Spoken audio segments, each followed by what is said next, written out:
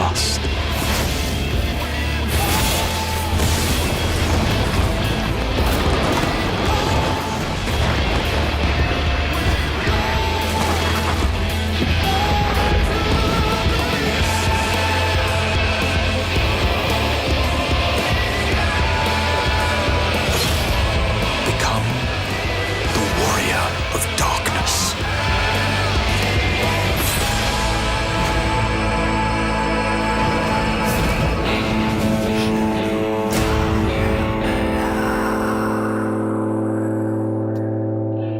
Hello everyone, welcome to PST Channel, game story, movie style for your busy days.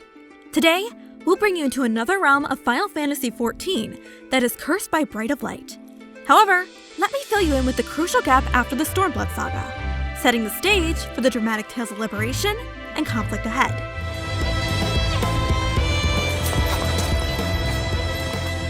Allow me to weave a recap of the stormy aftermath following the liberation of Ala-Mhigo and Doma in the expansion known as Stormblood.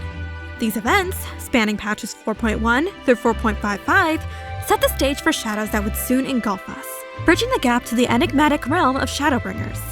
Our tale begins in the rubble of revolution, where victory's sweet taste quickly soured into the bitter brew of rebuilding and unresolved grudges.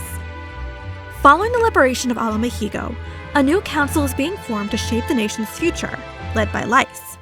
The Warrior of Light and the twins return to Ala-Mhigo and find Zenos' tomb empty, confirming his possession by an Ascian. It is revealed that the Ascian Eladibus, possessing Zenos, is now speaking with Emperor Varus.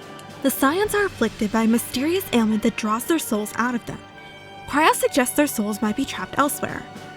The Warrior of Light attends negotiations with Emperor Varus, who reveals the Empire was founded by his Ascian grandfather, Solus, to reunite the world and its shards.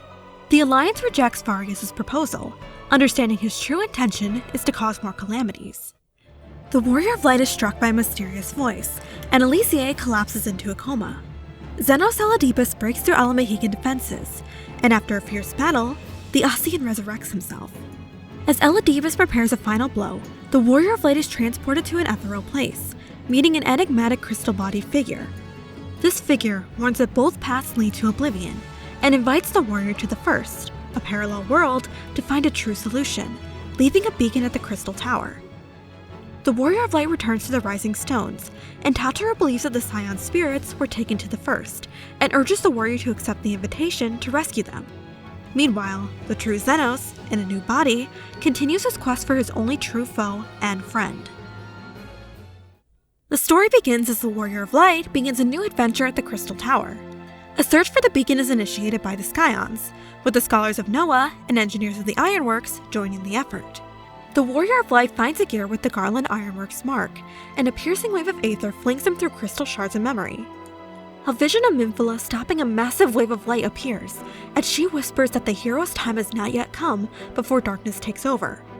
The Warrior of Light awakens in a strange new world, where they meet a peddler who notes that they haven't had a dark night in over 100 years. The peddler then directs the warrior to the Crystarium, a large shining tower. At the gates, the Warrior of Light meets Lina, the captain of the guard, and a white monster appears, leaving a single ring upon its demise. The mysterious man in robes from Gimlet, the Crystal Exarch, explains that he called the Warrior of Light and the Scions to the first, one of 13 shards of Hydaelyn, to save it from an impending calamity. The Exarch reveals that the other Scions were brought to the first with their souls and minds, but their bodies are ethereal illusions. He explains that time is in flux between the source and the first, and the Scions have been there for years. Urianger had a vision of the future, where the rejoining of the first and the source would lead to the 8th Umbral Calamity and the Warrior of Light's death, so the Scions have been working to prevent this. The Warrior of Light is given a room in the Crystarium, where they encounter the spectral form of Ardbert, the hero of the first who is left behind to have his soul wander aimlessly after Minfila and his comrades sacrificed himself to stop the flood of light a century prior. Ardbert warns the warrior that the world is beyond saving, and he will be watching. The Exarch prepares to travel to find the twins, Alphinaud in the island kingdom of Coluzia, and Alice in Am-Erang, a desert region along the wall of primordial light. As the warrior arrived at Coluzia, They learn that Alphinaud is working to infiltrate the capital city of Eulmore, a city of final pleasures ruled by Lord Volfrey, where the rich live in luxury while the poor barely survive. Alphinaud then gains entry into Eulmore by impersonating an artist. The Warrior of Light discovers that the wealthy have traded their possessions to Volfrey to live in luxury, and the desperate are made bonded to serve them. It's revealed that the Sin Eaters that Volfrey controls are fed with the aether of people who are no longer useful to him. Alphinaud, seeing enough, takes Kai Shir and leaves with the Warrior of Light. An enigmatic figure watches from the doorway. After being reunited with Alphinaud, the warrior decided to head to Am-Erang to find Elysiae. Elysiae explains that the Sin Eaters are not just monsters, but people who were transformed when their bodies were flooded with light aether. The strong Sin Eaters can infect their victims, causing them to transform. The inn is a place for the afflicted to live out their final days. Tesleen saves a boy named Halric from a Sin Eater, but is impaled and transformed into a Sin Eater herself.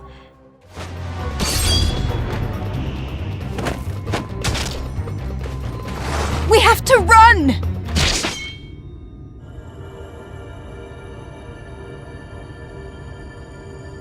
Tesleen! No!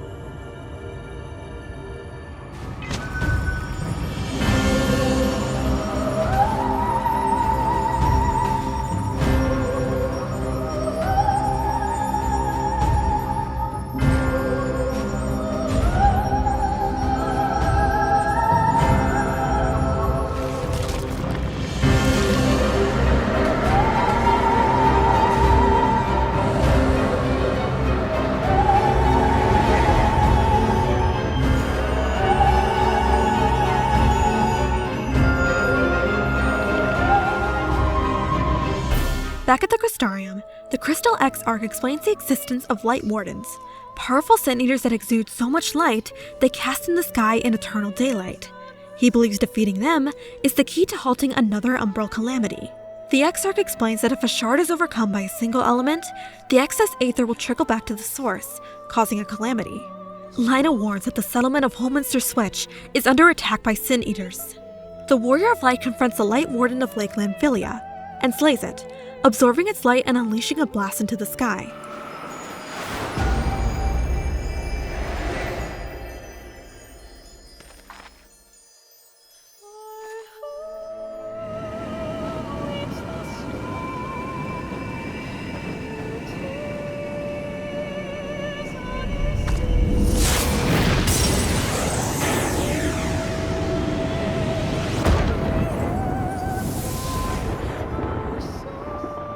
Behold, the monster's power is broken, and the world, twisted by its touch, returns to its rightful form.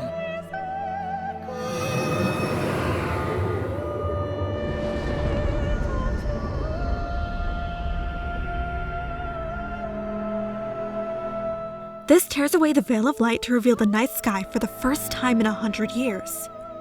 The Warrior of Light is now dubbed the Warrior of Darkness, and rumors spread of their arrival. Ardbert warns the warrior to keep their friends close, as they risk losing everything. Meanwhile, on the Source, Estinian and Gaius destroy a Black Rose production facility, confirming the weapon's danger. General Ranjit of the Eulmorian army confronts Exarch, asking if the Crystarium is still aiding the villains who killed the Lightwarden. It is also revealed that the Eulmorian army is hunting the Oracle of Light, Minfila. The latest Minfila was being held prisoner beneath Eulmore until Thancred broke her out. The Warrior of Light and the twins agree to rescue her. The Crystarium leaders vote unanimously to go to war with Eulmore to save the Oracle of Light. The plan involves an aerial assault with winged steed mounts, called Amaurot, and a ground assault with Crystarium Guard.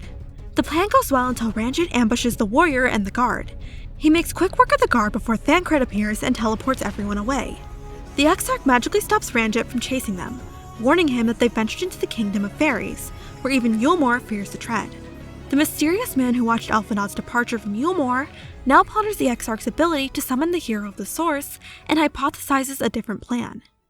Thancred leads everyone to the foggy woods of Ilmeg and explains that he has been in contact with the Exarch, who gave him instructions to seek out Urianger and kill the Lightwarden of the region. Minfilia explains that something within her spoke to her in her sleep and told her to seek out the Warrior of Darkness. The party travels to Urianger's home, where he shares his vision of the 8th Umbral Calamity, where the Garlean Empire unleashes Black Rose, a weapon that stagnates aether, destroying Eorzea. Urianger explains that on the first, light represents stasis, and a rejoining would enhance the potency of stagnating magic, making Black Rose an even deadlier weapon. Thancred shares a story of how the original Minfilia possessed a young girl to tell him she would not be returning, and he needs to accept it. The original Minfilia also said that if younger Minfilia chose to live her own life, she would grant her all of her remaining power. Urianger notes that the time for young Minfilia to make that choice is drawing close. When the Warrior of Darkness arrives at the castle, Theol warns them that to all things, there must be a balance, and that goes for the warrior as well.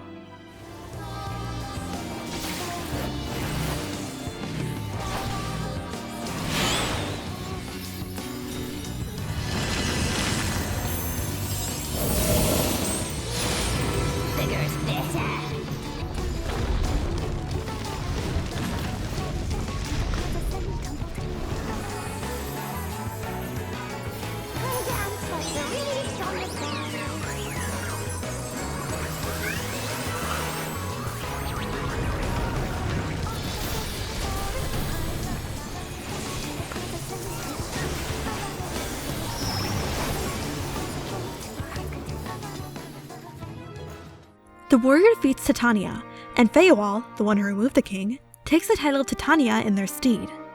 With the new king, the Fae of Ilmeg help repel the Eulmorian soldiers, forcing Ranjit to retreat. The Scions are then confronted by the mystery figure, who introduces himself as Solus Sos Galvus, the founding father of the Garlean Empire.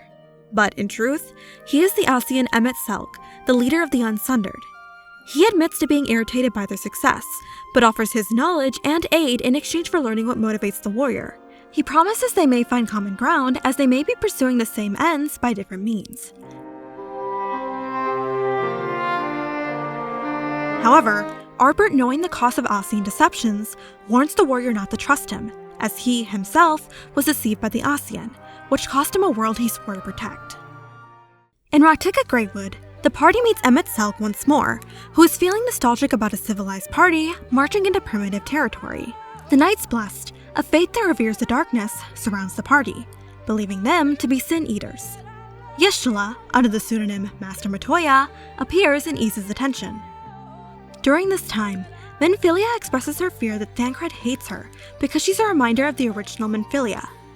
The warrior also learns from Yishtala that the light aether from the Lightwardens is being absorbed, not dispelled, by the warrior.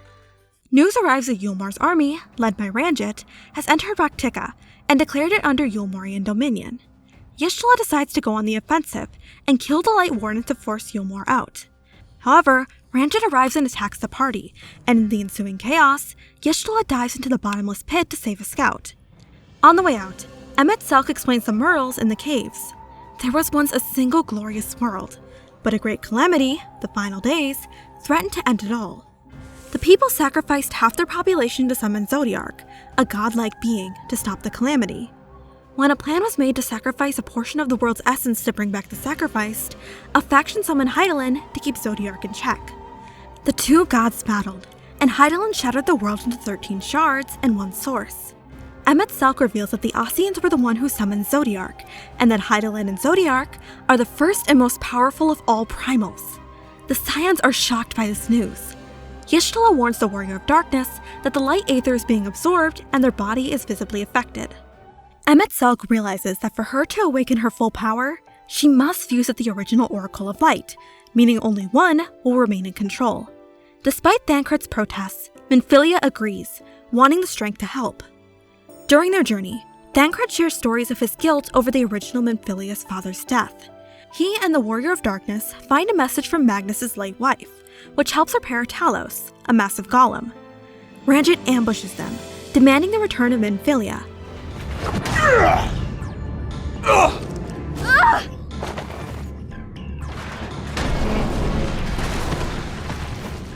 Thancred stays behind to fight Ranjit, allowing the warrior and Minfilia to escape. The warrior and Minfilia reach the crystal wall where the flood was stopped and receive a vision of the Oracle of Light stopping the flood and saving the world. The Oracle tells Ardbert that it is not yet his time, and he will need to give hope to another. The two Minfilias come face to face. The younger one agrees to fuse with the Oracle to gain the strength to protect the world. The warrior awakens to find a young woman with bright red hair and steely blue eyes. The girl confirms she is still the same Minfilia, and the changes are a gift from the Oracle so she can be her own person. Thancred names her Rhine, a word that means blessing in Fae language. After dealing with the Lightwarden, Ardbert appears in Warrior's room, and a reaction is triggered between the two. The warrior then dreams of someone from the future, who is searching through a tome to find a way to reach the hero they desperately need. The next morning, the Scions discuss the latest Lightwarden in Kalusia. Emet-Selch appears and reiterates his story of the Scions, explaining that Hydaelyn's blow didn't just break the world, but split all living things into 14 fragments, each with only 1/14 of their being. Only 3 Scions were spared this fate and retained their full power.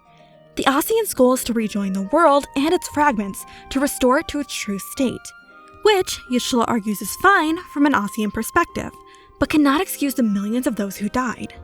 Emma dismisses their lives as worthless and not truly alive since they're only fragments. Lina rushes in with news that Valfrey has reinforced the defenses of Eulmore. Alphinaud realizes that Eulmore is turning people into sin eaters and butchering them to feed others. The group finds Valfrey gorging himself a meal. Ryan realizes Valfrey is not a man, nor a sin eater, but a monstrous amalgamation of both, and the Lightwarden of Kalusia. As he eats a final piece of meal, his humanity is cast away, and he transforms into his true Lightwarden form, Innocence. Valfrey flies off to raise Mount Gulg from the earth to become his new paradise. The Scions realize they cannot launch an aerial assault on Mount Gulg, and decide to build a massive Talos to bring the ground to the mountain. The allies from across Norvrand help build the Talos. The Warrior of Darkness finds the Exarch sleeping on a hill, who shares that his crystallized body is the result of fusing with the tower to live long enough to complete his plans. He also speaks of a mysterious inspiration he has struggled to keep his plans from. The Warrior of Darkness confronts Valfrey, who completes his transformation into Innocence. Are you so determined to die? One last chance, villains! Bow down and acknowledge your king! Your god!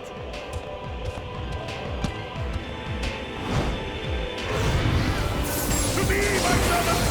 Feast upon these villains and their vile sins!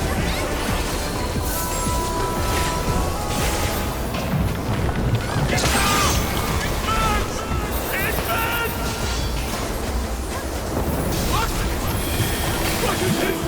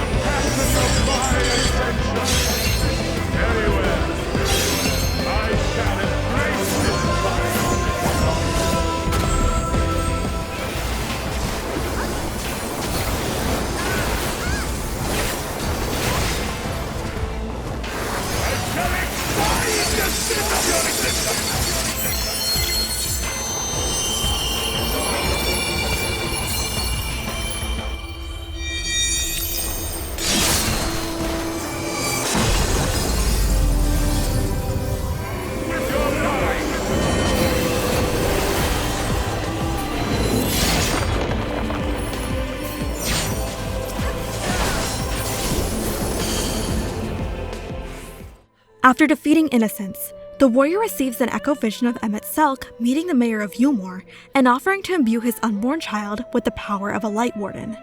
The warrior's body is then racked with pain as the control over the light begins to slip. A magical circle appears and the Exarch appears, stating that his plan was to have the warrior gather all the light, and then he could steal it to power the Crystal Tower and escape. Urianger stops the other Scions, telling them to let it happen. Y'shtola realizes that Exarch's plan is a sacrifice, not an escape, and he intends to throw himself and the tower into the rift. The Exarch's hood is blown away, revealing himself to be G'raha Tia, who came from 200 years in the future to avert the calamity. G'raha smiles at the warrior and says his farewells. A gunshot rings out, and G'raha falls to his knees as Emet-Selch appears. The Ascian reveals he knew that the Exarch was from the Source, and declares his frustration with the warrior for failing to contain the light. He teleports G'raha's unconscious body away and offers condolences to the Scions, telling them they must now either kill their friend or be killed by them when they turn into a Sin Eater. Emet-Selch offers the warrior a final chance to join him in the Tempest and finish their transformation in peace. The Scions agreed to join the Warrior of Darkness in a journey below the waves to the Tempest. Urianger leads them to a flying whale, the first version of Bismarck, who, with the help of Feoal, agrees to take them into the ocean near Eulmore. The Scions find a community of Ondo, a group of hunters who escaped the Flood of Light. Y'shtula realizes they are living in an ancient Ascian city. The Ondo, grateful for their help, grant them passage into the deepest levels of the trench, where they find the metropolis of Amaurot. The city is revealed to be a memory of the last peaceful days before the apocalyptic final days that necessitated the summoning of Zodiark. The warrior learns about the Convocation of 14, their plan to summon Zodiark, and the terrible sound that began to warp living things' forms. Hythlodaeus reveals that the warrior and Arbord were once one. With a writ, the Scions enter the Capitol building where Emet-Selch awaits. He confirms his plan to rejoin the Shards and sacrifice their remaining life to bring back those who were sacrificed for Zodiark. The Ascian claims that the Scions' lives are worthless compared to Ancient's life, and challenges them to endure the final days themselves. The Warrior of Darkness and the Scions pursue Emet-Selch through the burning city, and dealing with Emet-Selch's illusion and finally confront him.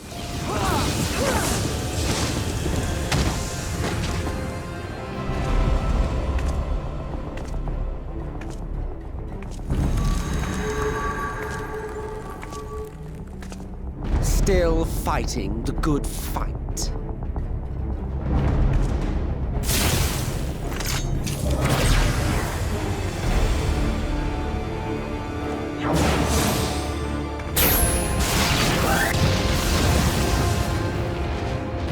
It is true that all we hold dear is fated to fade away. But that is no reason for us to forsake it. To take what steps we may, and thus mark the road for those who would follow. To strive for the best of all futures. Be this not also thy purpose?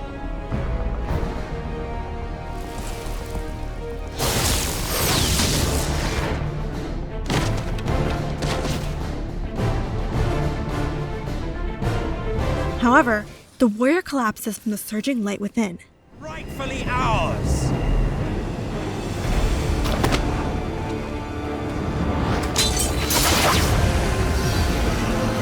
Now, Reed! Now!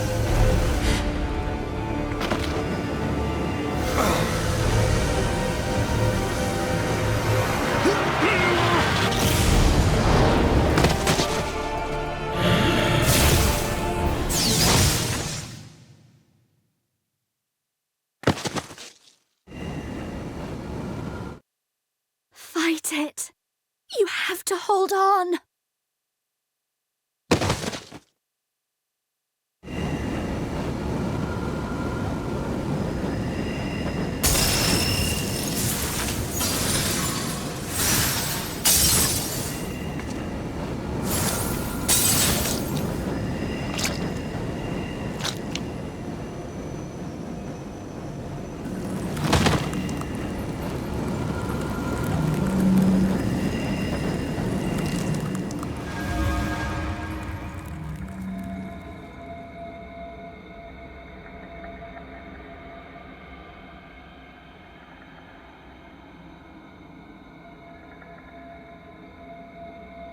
If you had the strength to take another step, could you do it?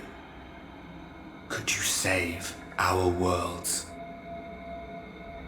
In a void, Arbord asks the warrior if they can save both of their worlds, and the warrior agrees with a grin.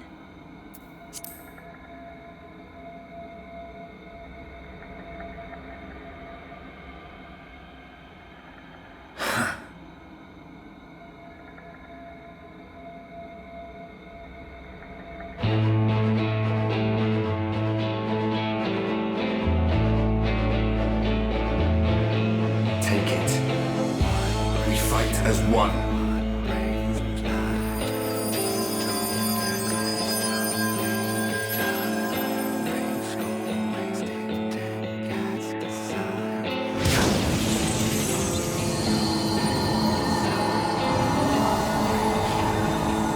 This world is not yours to end.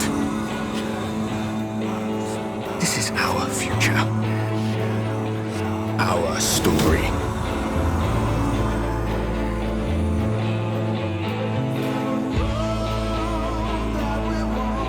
No, it can't be.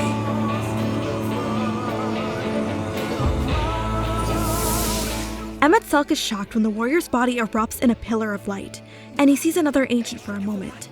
Grahatia, having been recovered, summons additional heroes from beyond the rift.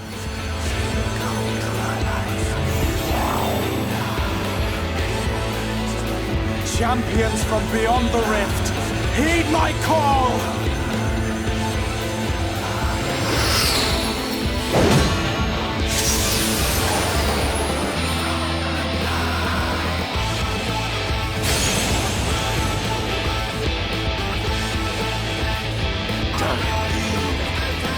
Damn you all!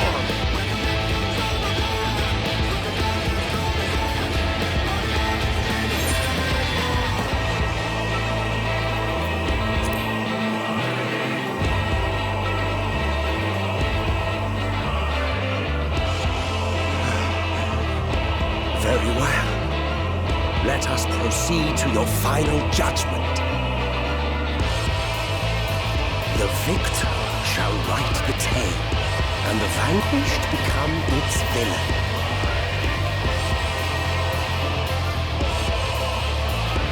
But come, let us cast aside titles and pretense, and reveal our true faces to one another.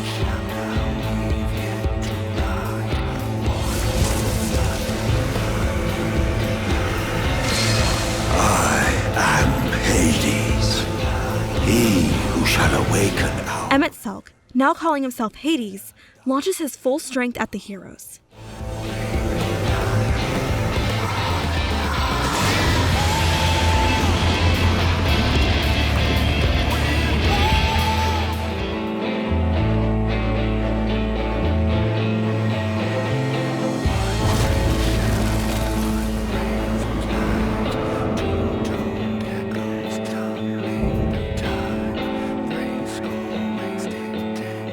Show your vaunted strength, and I shall expose the lie of your fragmented existence.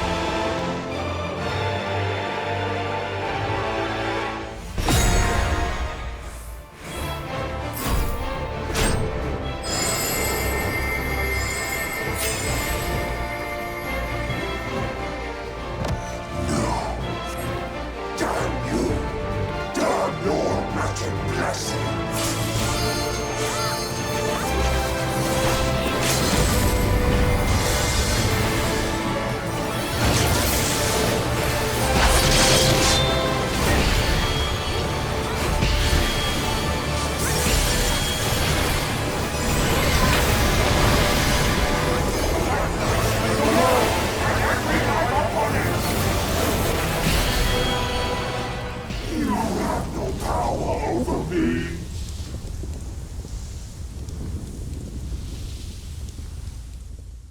I will not yield. Should I surrender this fight, what will become of it all?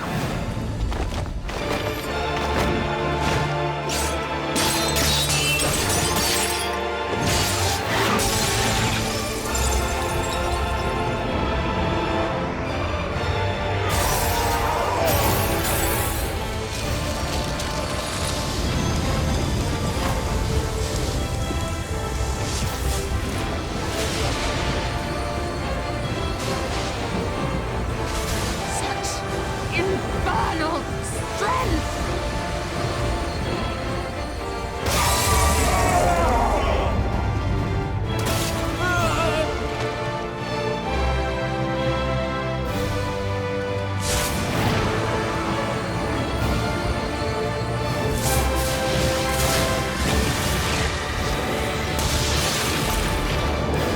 Now! Strike with all thy might!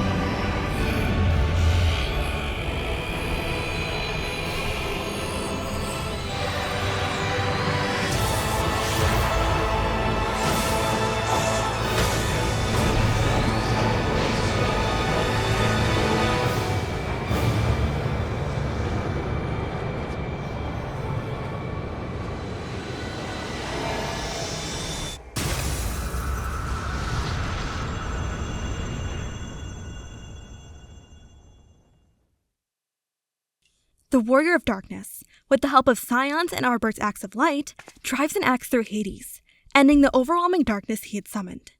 As he fades away, Emet-Selch's final request is for the warrior to remember them. Remember that we once lived. The Scions discover that the warrior's aether has returned to normal, theorizing they expended all the surplus primordial light in the clash.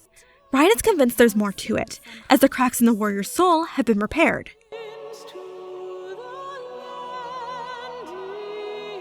I tried to help you before the battle, but Emet-Selch stopped me.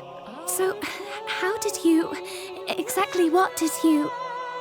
Can you tell us what happened?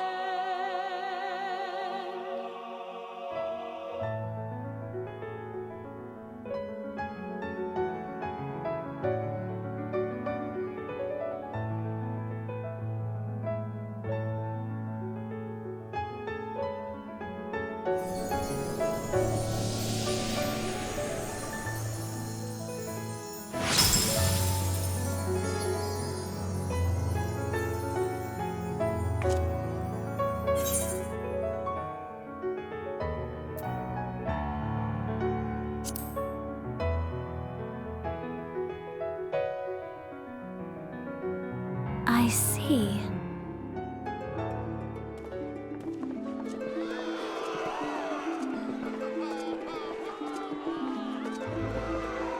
As ether obeys the cycle, as death and decay gives way to new life,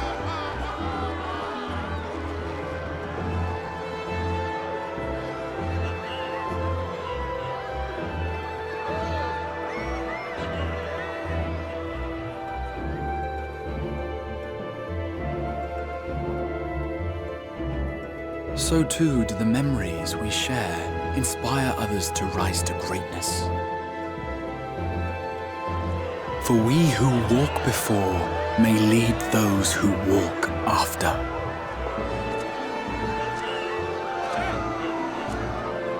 Your road goes ever on, as does your story, as does your legacy.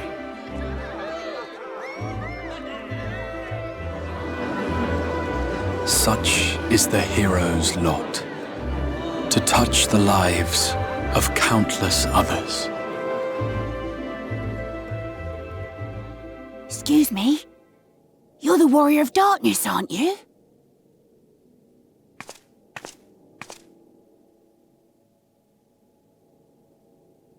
Where are you from, really? And how did you get to be so strong?